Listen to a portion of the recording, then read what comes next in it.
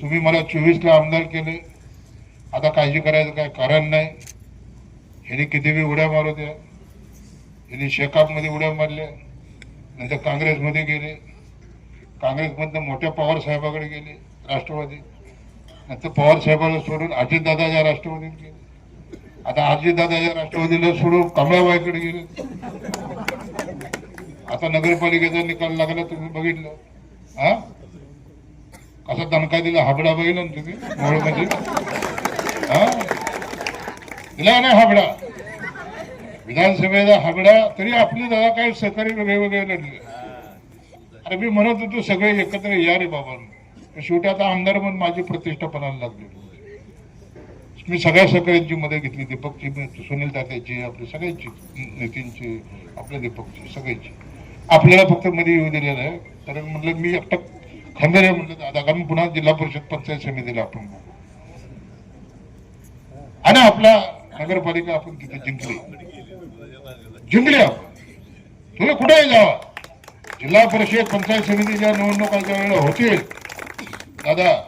मी आज तुम्हाला सांगतो, या सिद्धेश्वराची नगरी, सिद्धेश्वराची ना, मी सिद्धेश्वराच्या नगरीमधून आणि त्यांच्या बाजूला 4 किलोमीटर असणाऱ्या गावातून आव्हान करतो, दादा जिल्हा परिषद पंचायत समितीच्या निवडणुका होत्या, हे भारतीय जनता पक्षाला सोडतील आणि अमेरिकेला जातील आणि अमेरिकेचा राष्ट्राध्यक्ष ट्रम्पच्या पक्षात जातील. आता पक्षही राहणार नाही. सेनेत याचा विचार केला तर दाढेवाल्यापाशी मी आहे. एकनाथ शिंदे साहेबांबरोबर 35 वर्ष, बाळासाहेब ठाकरेंचा कडवट शिवसैनिक.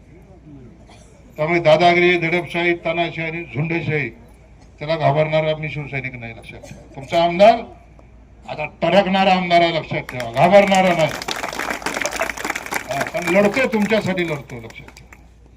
विकास आणि घाबरायचे ना. आता ती मला ती म्हणे काका घाबरत, काका काय घाबरायचं, जाताना काय आपल्याला काय न्यायचं आहे का, दंड थोपटायचे काका. हा तू आईच्या रुद्रातला आला, मी काय म्हशीच्या रुद्रातला आलो. अरे यही हो की जंग, यही होगा मैदानावर, मैदान मारेंगे हम. ती ताकद आपल्या लक्षात ठेवली पाहिजे, लक्षात ठेवा. हा रावणाची लंका सुद्धा जळून खाक झाली, लक्षात ठेवा. आज वारकरी संप्रदाय तुम्हाला माहिती इथं आहे मोठ्या प्रमाणामध्ये या गावात. रावणाची लंका सुद्धा जळून खाक झाली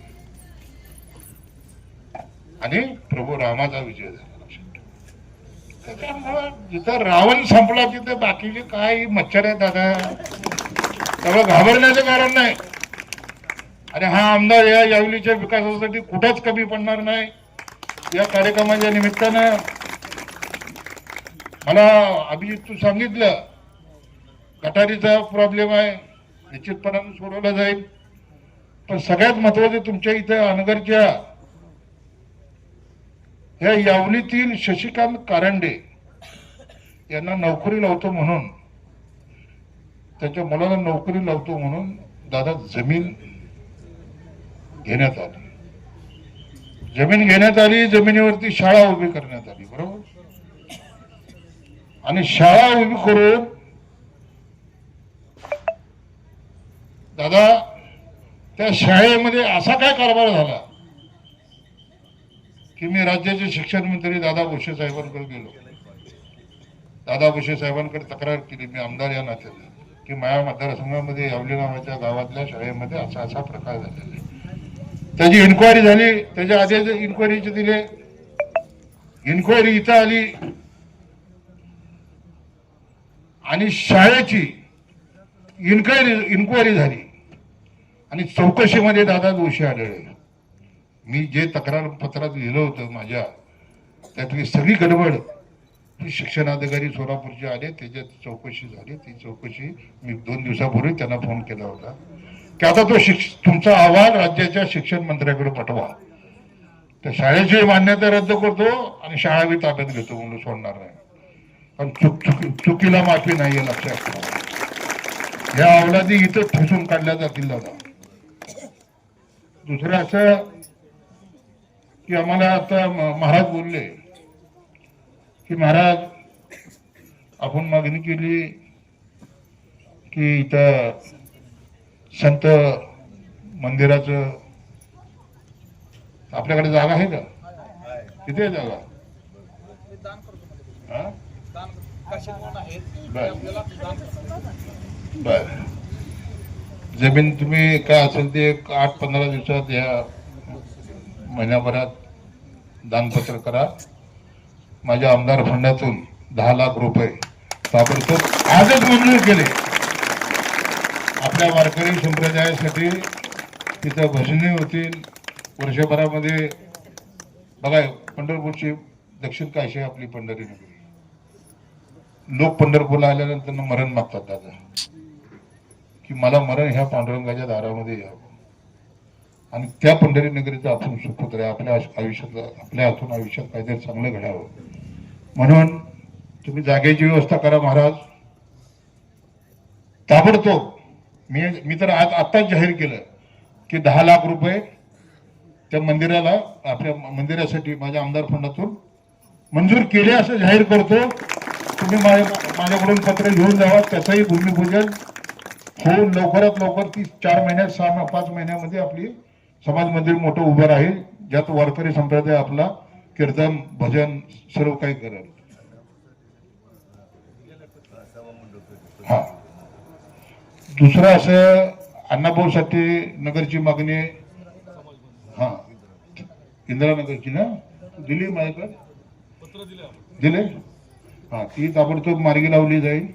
पण दादा सगळ्यात एक महत्वाची गोष्ट आता मी बघितली, ज्या बिरोबाच्या मंदिराला मी भेट दिली, त्या बिरोबाच्या मंदिराला भेट दिल्यानंतर तिथं आपण 2.5 लाख रुपये माझ्या खर्चातून पत्राशेर दिलं. पण तिथं त्या मंदिरामध्ये रात्रीला कोण मुक्कामला नसतं. तर मग संध्याकाळी काही जनावरं तिथं नासधूस करतात. ते एक मंदिराचं पावित्र्य कुठंतरी खराब होऊन जातं, घाण होऊन जातं. म्हणून येणाऱ्या काळामध्ये आपण त्या बिरोबा मंदिराला एक वॉल कंपाऊंड, सुंदर असं वॉल कंपाऊंड आणि त्याच्या आतमध्ये झाडी लावून त्याला एक गेट आपण मारू, जेणेकरून आपलं धार्मिक कार्य, आपल्या धनगर समाजाचं, जर तो गेला तिथं तर तो रात्री सुद्धा मुक्कामला थांबला पाहिजे. हा, त्याला असं समाधान वाटलं पाहिजे दादा, जसा आमदार तुमचा गायच्या गोट्यात झोपतो, हा तसा त्याला तिथे मंदिरात गेल्यानंतर वाटलं पाहिजे घरी एक किरकिर आहे, मी आता इथे बिरोबाच्या मंदिरातच झोपतो. हा, म्हणून त्या नाही, मी माझ्या म्हणण्याचा उद्देश काय बाबा, घरात भांडणं केली म्हणून जाऊन झोपा.